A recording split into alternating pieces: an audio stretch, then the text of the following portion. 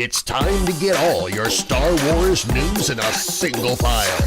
From Fantha Tracks TV, this is Good Morning Tatooine! Good morning, Tatooine, indeed.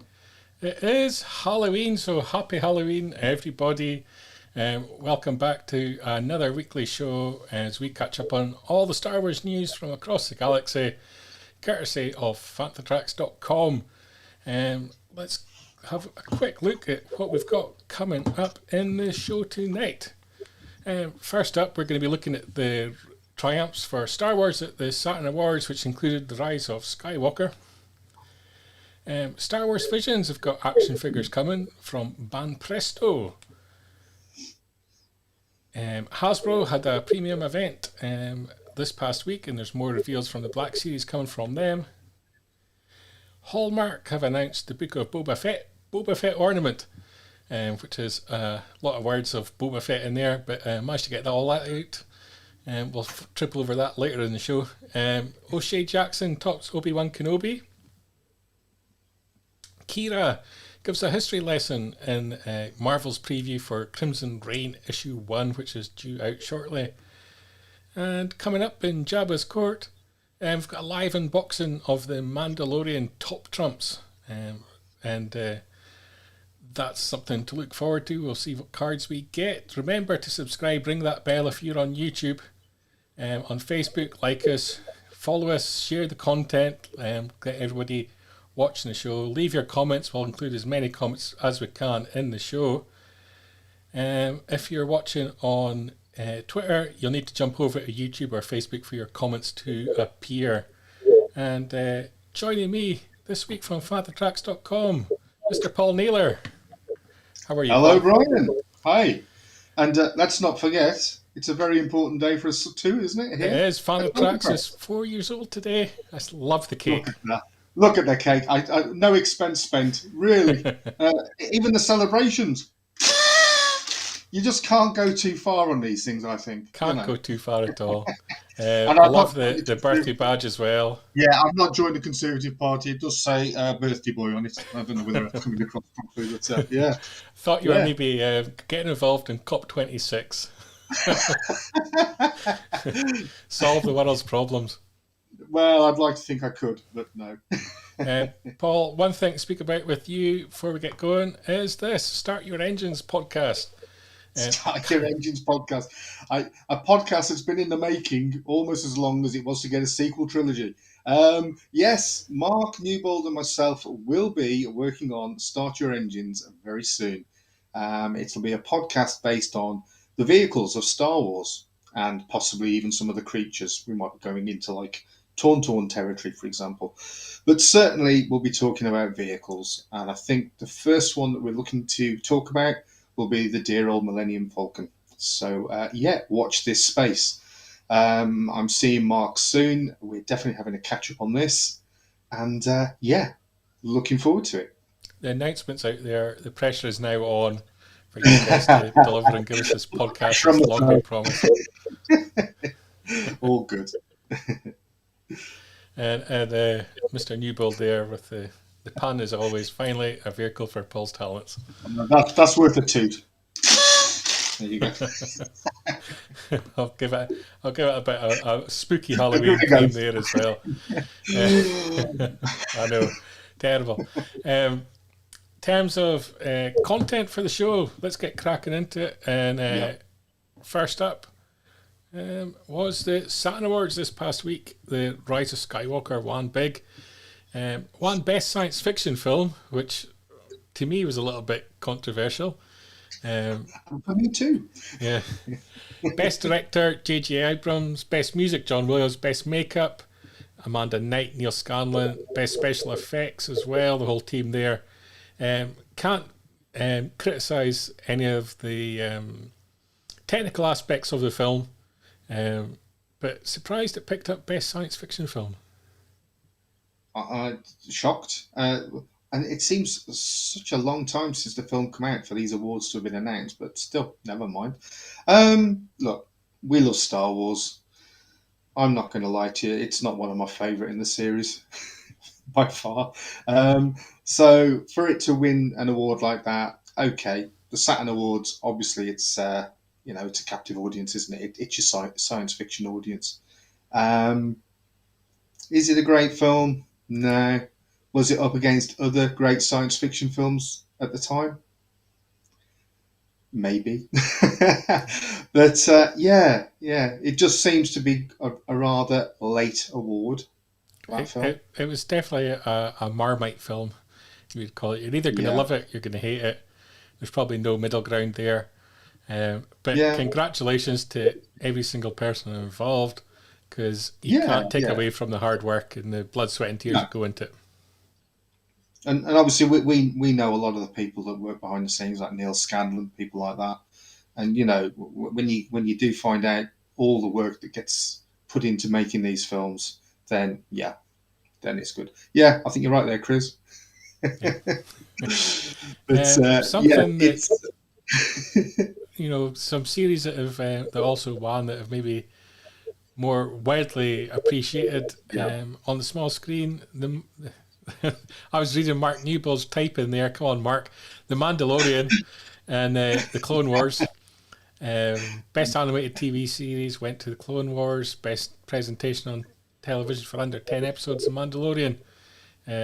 Both, I think. Although fair enough for both of those. Yeah, I mean, I know you're not a massive fan of animation, Brian, so you probably haven't even seen those Clone Wars episodes, have you? I've seen episodes of the Clone Wars that have been broadcast at celebrations. Been in the audience when people have been going absolutely wild, and I'm sitting there probably tweeting. That final arc of Clone Wars that was released, where it introduced the Bad Batch in the first 4 episodes, and then particularly the last 4, where you had the I'm going all goosebumpy now, where you had like the final sort of lead up bridge, if you like, bringing Darth Vader in right at the end. That was a really amazing last 4 episodes of that. So that richly deserves it. But for me, The Mandalorian, I love live action Star Wars anyway, but The Mandalorian from the off was brilliant. Even when we were over in Celebration, when we first got to see the clips of it, you could just tell that it was going to be something really, really special. And it proved to be that. And if anything, season 2, for me, probably edged it. So whether that's reflect that award, bearing in mind that we're looking also at the Rise of Skywalker, is that award for season 1 or for season 2? Yeah, it's difficult to know. Yeah. But, certainly from technical aspects, the Mandalorian's done stuff that never been seen before on television. You can argue maybe the storytellings. Mr. Newpill's just correcting his typos. In terms of storytelling, is that a little bit simplistic? Is maybe the criticism, but it's sort of comic book storytelling, isn't it? It feels like everything is a cell from a comic, if you like. Yeah. But I mean, the behind the scenes stuff is impressive. If you see the stuff about the volume, I mean, that is an incredible bit of kit, isn't it? In terms of the Clone Wars, I can't comment on the storytelling because I don't follow it. In really terms of the technical aspects of what I've seen, looks phenomenal. And I know the people that follow it are hugely passionate about it. So, I can't take away from that or really add anything extra. And I think there's a general feeling it's richly deserved. Yeah, absolutely. Well, yes, of course. Nailsy for president. Vote now. I promise to bring, security to the galaxy. There you go. Absolutely. Moving swiftly on. Coming March next year, other than your presidential run, Star Wars Vision figures from Banpresto. Banpresto is part of the Bandai Empire, which people maybe be more familiar with that name. Yeah. Fantastic choice of company to work on these figures, I think. And they all look fantastic. What was your sort of overall impressions first of Visions as a television experience?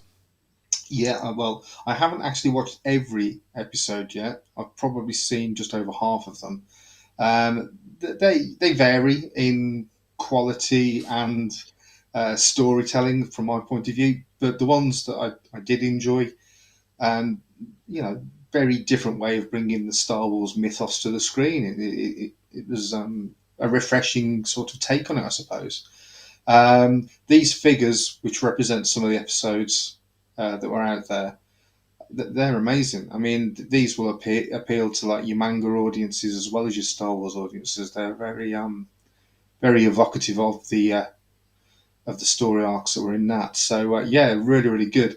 If you do get a chance to see it, Brian, at any point, I know you're not a fan of animation, but the first episode, very Kurosawa in its feel, very sort of Hidden Fortress kind of vibe to it. The second episode, I think it was, which is the one that's got a rock band playing for Jabba the Hutt, and the way that the artwork is stylized is really good. Yeah.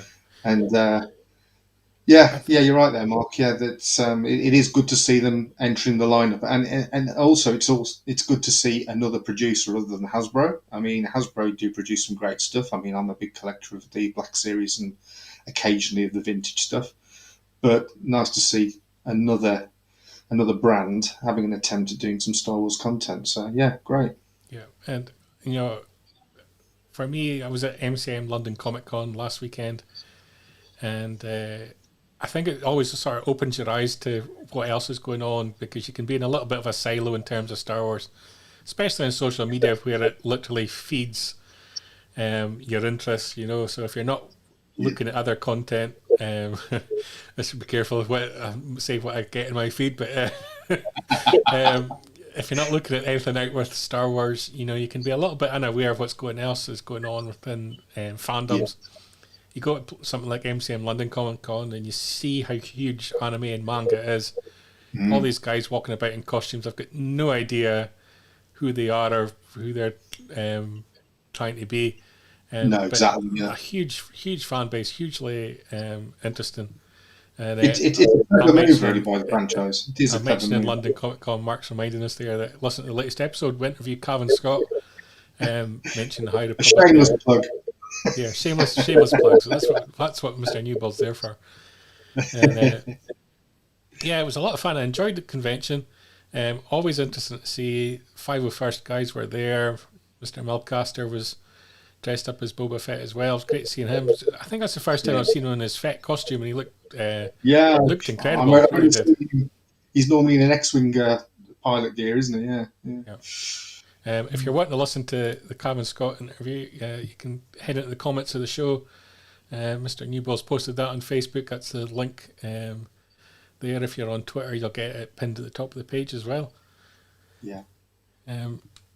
Moving swiftly on, Hasbro Pulse had a premium event last week.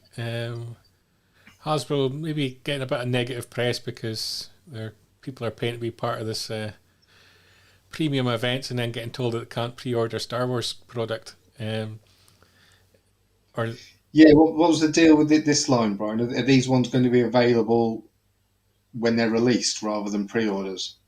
Yeah, so someone can jump in the comments on that. I don't know the answer to that, but this is the ones that were announced at the event. So you had the Rogue One Jeddah Patrol Stormtrooper, which I thought was kind of lovely. From the animation side, Omega from the Bad Batch, who I think's proven to be hugely popular. Good representation, that, yeah. Echo. Is Echo one of the popular members of the Bad Batch crew? Yeah, nobody jumping. Yeah, so Echo was pretty much all over the place in the Clone Wars. He was one of the fan favourites in the Clone Wars.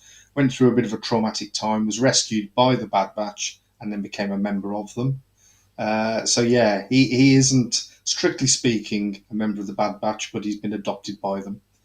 And then Return of the Jedi, Bob Fortuna.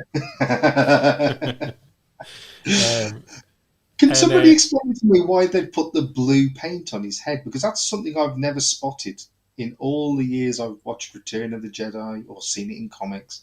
Is that something they decided to add now? Because it's just not right.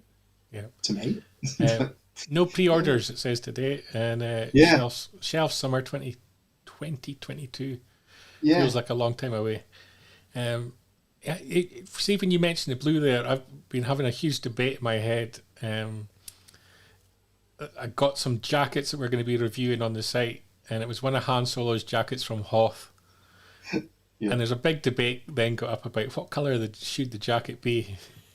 Yeah, blue, brown, brown, whatever. So apparently it should be brown. Yeah, I'm weird, colourblind, and so on the best of times I've got a hard job. But like, yeah, that threw me. It was always dark blue to me. Yeah. So apparently, Big Fortune has chewed on a biro. That's why he's got ink all over his face. Could be. Could well be. But yeah, they're nice looking figures. They are. They're all good. Hasbro's had a lot of product announcements just over the Yeah. past few weeks. I know you mentioned that you pick up some of the items. Was there any of the items that particularly jumped out at you? From the other week, I don't think it's been made available yet. It's the new Boba Fett figure where he's when we first see him in Mandalorian with like his Gaddafi stick and all these cloaks and stuff. I've not seen that available yet. I've pre-ordered. Oh goodness me, what's the name of the character? Cad Bane. Not Cad Bane. What's the name of the guy that dresses up as Boba Fett? Vanth. Yeah, thank you. Couldn't remember his name. Yeah, I've pre-ordered that. That's a really good looking figure. But yeah, there's some really nice stuff coming up. Yeah, the Fleet Troopers look really good. Gaffy stick, not the Gaffy stick. You're quite right. I'm going all political today. That's what it is. I always used to call it a Gaddafi stick as well. Sorry. That Gaddafi stick will stick, won't it? Thanks, Mark. Yeah, cheers. Next up, something that looks certainly as you would expect it. Hallmark, the book of Boba Fett Ornament. Managed to get through that. Looks phenomenal. Just love the look of this. I'm not one that's collected Hallmark stuff in the past. I know some people are hugely into it. Not huge into the Christmas ornaments either, but I just looked at this and I thought, how beautiful crafted is that? It's really, really nice, isn't it? I mean, I think probably because the new Boba Fett costume is so sort of blocky in its colouring. You know, you've got your strong greens and the black of the costume underneath, and the yellows and the reds pop now. I think that really works, and the throne looks really good as well. The only thing that would put me off from having it is obviously it's made so that you could hang it from a tree. So whether or not there is a massive hole behind his head, either in the throne itself. I think if they'd have been sort of clever about it, they might even have like a little thing that you could pop in there if you want it just as a freestanding ornament rather than hang it on the tree. So yeah, but no, it looks really nice. I love the colouring of it as well because it kind of pops a little bit. It does, it really does. Yeah, it's brilliant. The guys over at the Boba Fett fan club as well found it. Tree ornament out in the wild as well, so it is out there for people that want to pick it up. Yeah, that's nice. I haven't seen that. Yeah, it's really cool. Next up on the items to speak about Obi-Wan Kenobi. News is slowly starting to trickle out. Hopefully we're going to get to see some of it in the next couple of weeks as we approach Disney Plus Day. Formerly the Shareholders Day. They've been pushed out the window. It's all about subscribers now. Hopefully we're going to see something from Andor. We're going to see something from Obi-Wan. Maybe even something from Mando Season 3. There's potential. You would like to think Boba Fett's going to get previewed with it coming out 29th of December.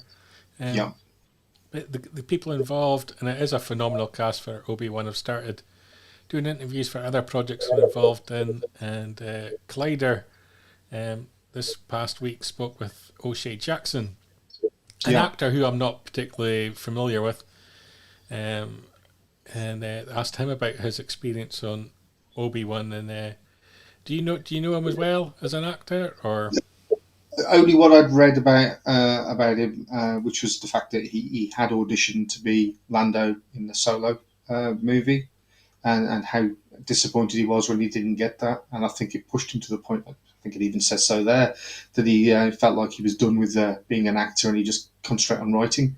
But then he's had another opportunity to be in a galaxy far, far away, and who knows? This might prove to be quite a shrewd move anyway. Being in something that's as anticipated as Obi-Wan. Be interesting to see what he plays and how he plays it. But it's a strong cast. It's really, really good from my point of view to see Hayden back working with Star Wars. Joel and Bonnie as well. Good to see them back. I mean, we're all looking forward to this one. This is going to be great. And of course, over the last couple of weeks, it's sort of come out that Hayden's going to be involved in the Ahsoka series as well. Yeah. So he's really seems to be getting back involved in a lot of Star Wars projects. Yeah. And, I mean, it would be really nice if some of that stuff's flashback and we get to see some Clone Wars live action stuff. But then, would you then be able to get Ewan McGregor to do a bit in that as well? Yep. I mean, if you think about it, yeah, I suppose so, Vince. Yeah, sometimes you can sort of release stuff that sort of spoils things, but I think there's so much want out there for Boba Fett content, and if we just get like a little teaser, we might just see him walking down the ramp of Slave One or whatever. Oh, sorry, it's not called that anymore, is it? But walking down the ramp of his spaceship. But Obi-Wan will be epic, Mark, definitely. Yeah, I think I'm more interested in when they show you sort of clips, sort of behind the scenes, rather than what the end footage is going to be. I think especially when it's a short series, you don't necessarily need to see too much of the finished product. Just a little bit. Watching them putting the Fett outfit on, for example, would be enough for me to get me G'd up for the series. Yeah, absolutely. Just something, just a little tease. It doesn't need to be anything that's going to sort of like give too much away. It's the same for all those things. The Cassian Andor one I'm looking forward to. I'm a big fan of Rogue One. So, I mean, that's... When's that due? That's due sort of around the same time. Yeah, I'm kind of expecting next year, isn't it? Yeah. I've got this planned out in my head. We're going to have Book of Boba Fett. March time, we're probably going to see Andor. May, June time, we're going to probably see Obi-Wan. And by that time, we might be heading back around. We'll squeeze some Marvel rubbish in the summer. And we'll have Mando Season 3 for October next year. Yeah, I think the 2022 is going to be absolutely chocker with Star Wars stuff. Which, from somebody who collects some of the Black Series stuff, I think they're going to be quite limited in what they can release because it's going to be one wave after another, after another, after another. So we'll see. Yeah, Bence is asking there whether you think we'll see Kenobi leave Tatooine. I'm almost certain he will. It kind of feels like most of the series is probably going to take place away from Tatooine. I would love to think. Now, this is something I came up with a while ago. I've got a feeling that that there's more to Uncle Owen than we've ever known before. And I think Owen and Kenobi perhaps go off on some adventures together, off-world, come back, and that his existence as a farmer is nothing but a ruse. A little bit like it was in Rogue One for Mads Mikkelsen's character. Absolutely. Mr. Newbuild says there 2020... I clicked the wrong one. 2022 is going to be nuts. It is going to be nuts, yeah. I've got no idea what was happening in General Grievous' ship. Uncle Owen is a Transformer, apparently. I actually worked on one of the Marvel films where people having a go at me for having a little dig there at Marvel. So, yeah. I do love the Marvel stuff. We'll leave that comment at that. And James is making a comment there on Disney Plus now. It's established. We'll see back-to-back Star Wars Marvel series. I think that's pretty much a plan for through 2022. I'd be surprised if we didn't see continuous Star Wars into Marvel and into Star Wars into Marvel kind of content throughout the whole of next year. There's going to be a lot of baton passing in there. Yeah. I think what a lot of our focus has been on is seeing some of what was announced last year at Disney Plus Day. But there hasn't been too much speculation as to what they may announce new this year. And when you're doing these short series, you've almost got to be announcing the next series, before you've even seen the first one. Yeah. So it wouldn't surprise me if you get, like, for example, a season 2 announced for Andor. And could there be more series featuring other characters that we're going to get announced as well, just in the next couple of weeks as well? And it's going to be a constant roller coaster, because we're talking about 2022 being full. Look ahead to 2023, not so full at the moment. Isn't that when we go back to the cinema? Do we have to? I think haven't we got a film coming out in 2023? So the big focus is the small screen next year. Yeah. And I think we've got a Star Wars film coming out in 2023. Yeah, Matt there on the Fanta Tracks handle there making the comment, we'll have a lot of documentaries in between, and I think that's true as well. I've kind of heard rumours on a few that are being worked on, and I kind of love that aspect of it, because Disney have kind of sidestepped the behind the scenes stuff a little bit, and but Disney Plus has kind of given them a platform that maybe it makes more sense for them. I would love to see like a Lucasfilm Archives type program delving into some of the props and items that they've got in store there. Mark's making the point. We've got Rogue Squadron 23. Yeah. Will we see a TV series attached to that? That's kind of my pitch. Yeah, it's a possibility. I think that's what's going to happen. Some of these films will evolve into TV series and vice versa. That's right, James. Yeah, that'd be cool. But things that there's going to be TV isn't seen as the little brother now of the movies. It's on a parity now, because you've got so many of the big named actors that are now in these sort of 8-episode, 15-episode TV shows that it pretty much competes with the big screen to get the actors on board. I think Obi-Wan Kenobi, who knows? I mean, I know this is supposed to be like a one-off series, but surely if it was an absolute amazing success, there's an opportunity there to either do the movies that they originally talked that evolved into. Who knows? There could be a spin-off at the cinema for that. And here comes Casper. I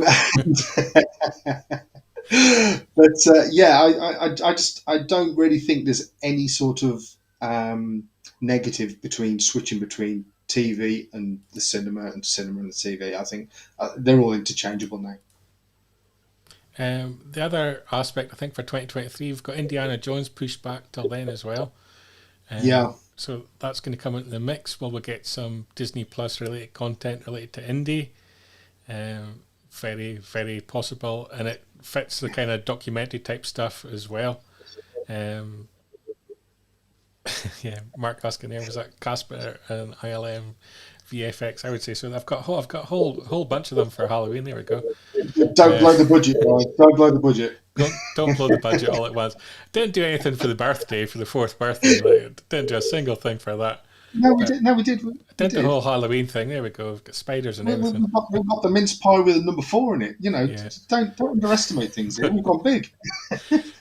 Talking of someone else that could make it to Disney Plus one day and deserves deserves a bit of cake. Kira. She's going to be coming back in Crimson Reign comic series, which kind of probably means that she's not getting a TV series, to be fair. Just yet. Yeah, they kind of don't tend to touch the characters they might be working elsewhere on. Rob's asking where the practical effects are CGI. Can't tell. Spoil it. Right, you decide. Certainly not someone that's going to say practical effects 1,000 times just to emphasise the fact that we can do that as well. Andrew's asking where they were Force Ghosts. Absolutely, there we go. Throw another one in. They were forced to be here, but yes. Kira. Going back to Kira, we've got the first chance to get a look inside the comic and the cast of characters we're going to have there. Hugely popular character from a film that deserved to do a whole lot better than it did in Solo. Absolutely. Are you glad that we're getting to see more from this character? She's obviously been in War of the Bounty Hunters. She's getting more of a core focus on this one as well. Yeah. What's interesting from just those brief handful of comic cells that they've shown there is that the yeah, we'll be making a docu. Yeah, not long. And the in that final cell there, where you've got the Emperor and Vader, basically Kira is trying to rally the troops to form effectively another rebellion, and that rebellion equally wants to see the end of the Empire, but obviously with a very different agenda to get Crimson Dawn to be the number one gang in the galaxy. So yeah, it's quite an interesting route to go down. It's a parallel rebellion. So yeah, should be good. James is making a comment there that the way that Marvel have been done crossovers, they used to have a beginning, middle, end. Now it pretty much seems to run one into one. With this one, it seems that Charles Soule's purpose from the beginning was always to do a trilogy. So War of the Bounty Hunters kicked it off. Crimson Dawn was a continuation, and we've got I forgot what the ending is now. Tells you at the end of issue 5 of War of the Bounty Hunters. I won't spoil it for you. But yeah, so I guess you kind of got to look at these planned out 15-issue comic series rather than think of it how they're just running them into one into another, with it being the same people working on it. And I kind of agree with him here where he says, I hope it doesn't keep running beyond this trilogy, because the key thing to make something work is to give it an ending, because then you can give it a bit of punch. Mark Newbold spoiling it there by saying it's called Hidden Empire. So for a Disney Plus series, Crimson Dawn would have made more sense to me, because you could have had the villain of the week type thing. Very easy to have the criminal organization and someone up against them. And it would be nice for the focus to shift to the villains rather than the goodies all the time, wouldn't it? Yeah, I think it has so much potential. But yeah, the fact that they're letting it be delved into more in the comic series kind of makes me think that they're not working on anything TV wise, which is disappointing. Or are they doing that as a taster to see whether people embrace it and they think, okay, there's some legs with this, let's do a TV series. We'll maybe find out next week. Yeah. That's a good point for Ben. What if the Lando series that we've heard about give us more information on Crimson Dawn? That's very much a possibility, and that's, I guess, one of the aspects from the announcements last year. There was a lot of things announced that were still very much early in the creative process. Yeah. We'll maybe get a little bit pushed forward in some of them, and maybe some more that are just beginning that creative process as well. And with the Lando series, there's obviously opportunities that we might see Han and Chewie again. And I would imagine, similar to what they've done with bringing Boba Fett and Ahsoka into Mando, and now that they've been so well received that, even though the series were probably planned to happen anyway, had they have gone down like lukewarm stick running down a wall, they probably wouldn't have got made.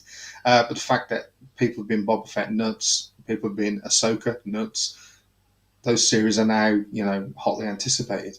And I would imagine that could happen with Solo. Reintroduce him in a couple of episodes of the Lando series, and then who knows, could kickstart the whole Solo thing again. Yeah, and Mark Howard made the comment there that Disney Plus is maybe perhaps better catered for the goodies side of things. Bring back the goodies. Is that what he's saying? Yeah. I'll get onto the Tim Brooke Taylor estate. I don't know where. Mr. Newbold also saying similar vein. They can't have a baddie as their focal character because they always want to redeem them. Boo-hoo. Yeah. It's a difficult one. I can totally get that because the one that arc is Kira enough down the middle, that she kind of floats between the likable goodie and on the sort of evil side as well. Is she the redeemable character that you could use? Yeah, it's pretty ambiguous as to where her, the direction of travel that she's got there with her character, isn't it? Which is good.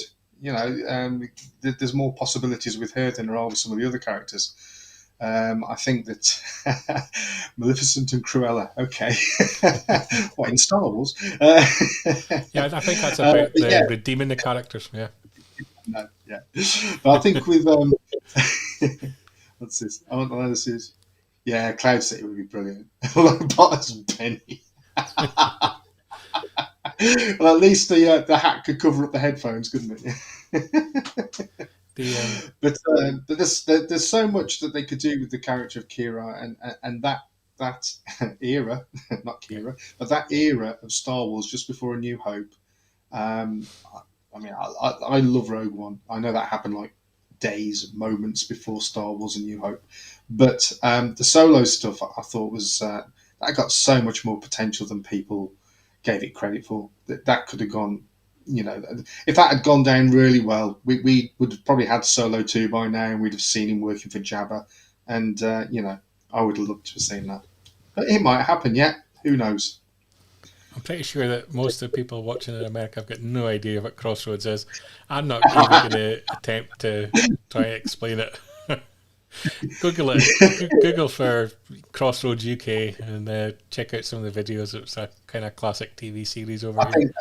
Apparently, Brian, Shuey McPhee was the stormtrooper that banged his head on the Death Star. There you go. I think at this point we should probably be heading over to Jabba's court, and we're going to do a live unboxing of a Top Trump set as well. So join us back in 2 seconds.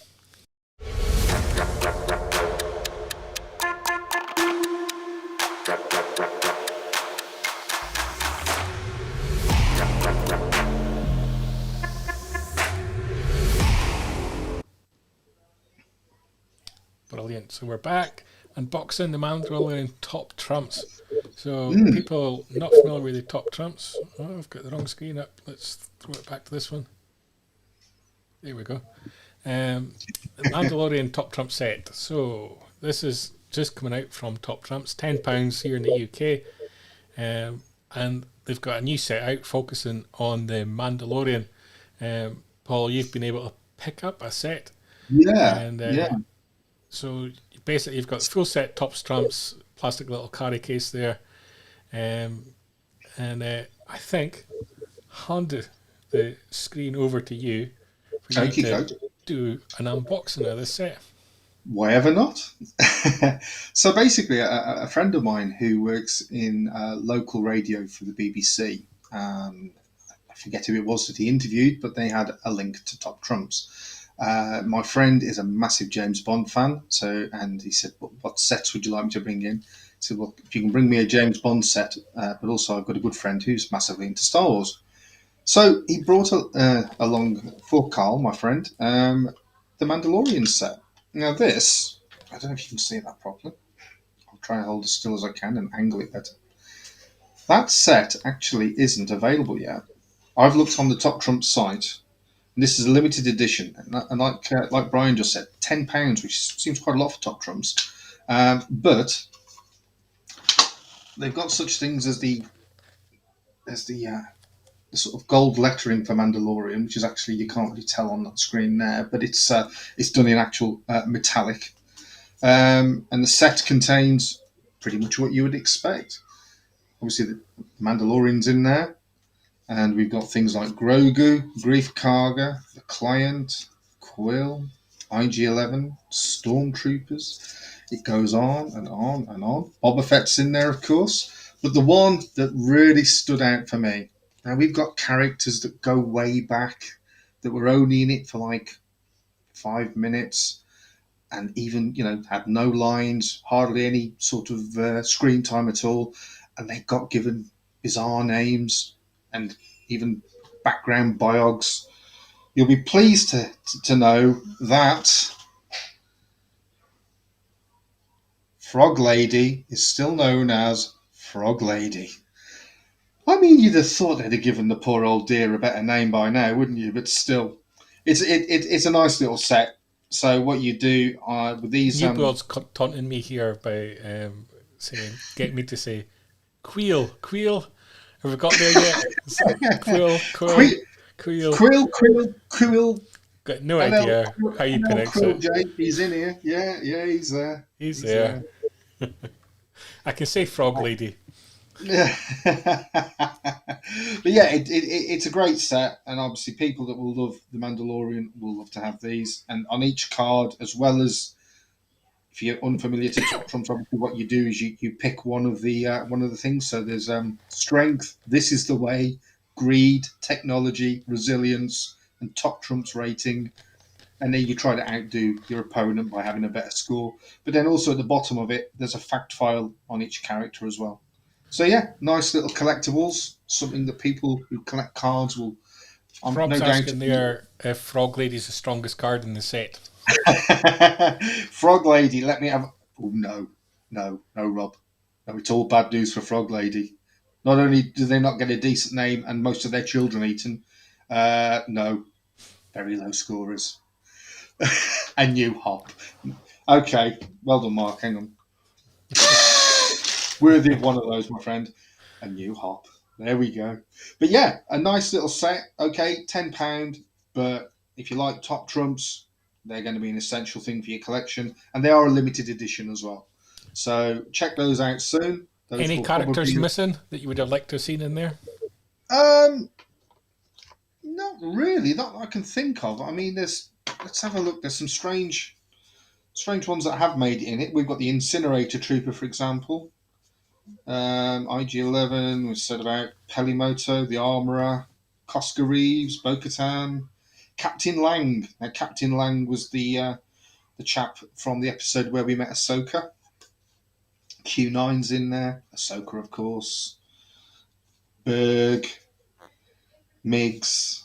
Yeah, off-world Jawas. No, I think pretty much they've covered it. There's no R5-D4. No R5-D4, unfortunately. Could have done with that. Cara Dune? That's a very good question. That's an excellent... Let me have a quick look. Oh, don't tell me there's a Cara right. Oh, dear. Well spotted. No Cara. No Cara. Mark's asking X-Wing pilots.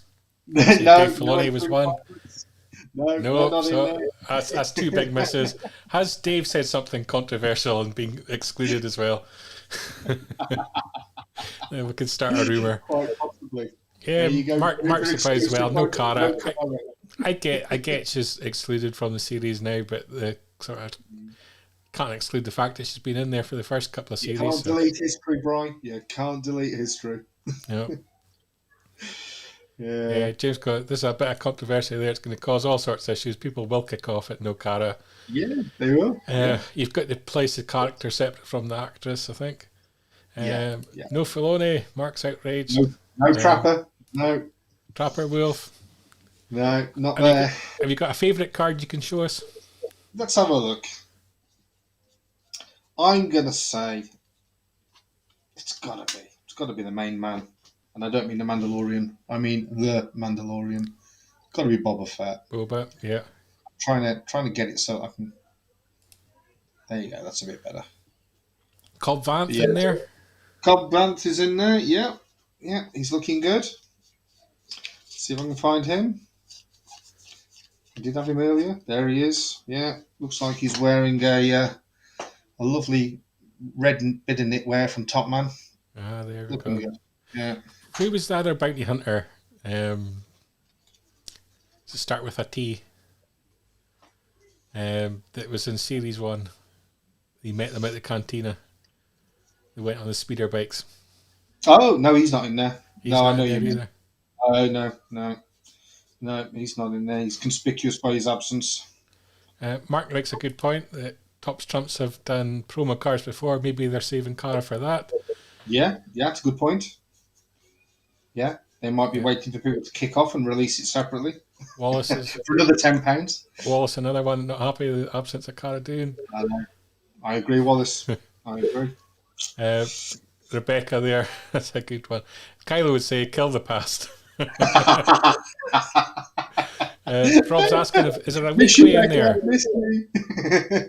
The weequay. No, And he was great, wasn't he? No, There he's we not go. in there. Mr. Newbold's man of font of information, Toro Calican.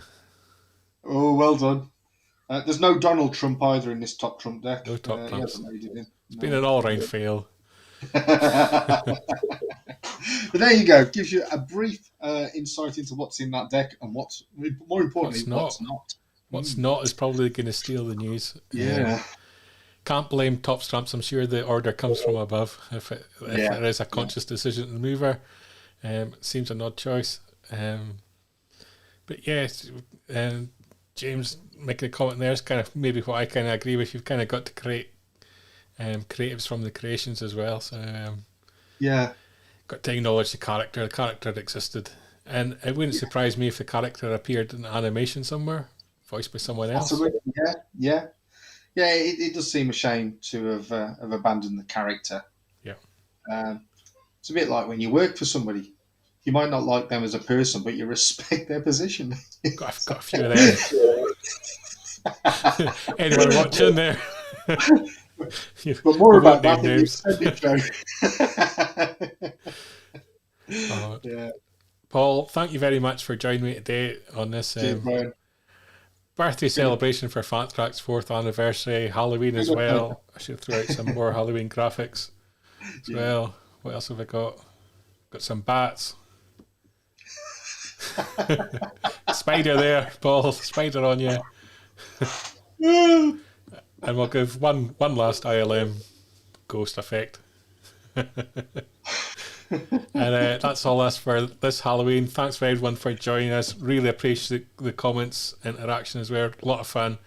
Enjoyed this episode very much, and hope to see you again back next Sunday. Thanks very much, everyone. Bye, everyone. Bye. Keep up to date with the latest Star Wars news each and every day on FanthaTracks.com. You can also find us on Twitter, Facebook, Instagram, TikTok, Tumblr, and Pinterest at FanthaTracks. And be sure to like, comment, subscribe, and follow FanthaTracks TV to be alerted to new content and to be a part of our live shows.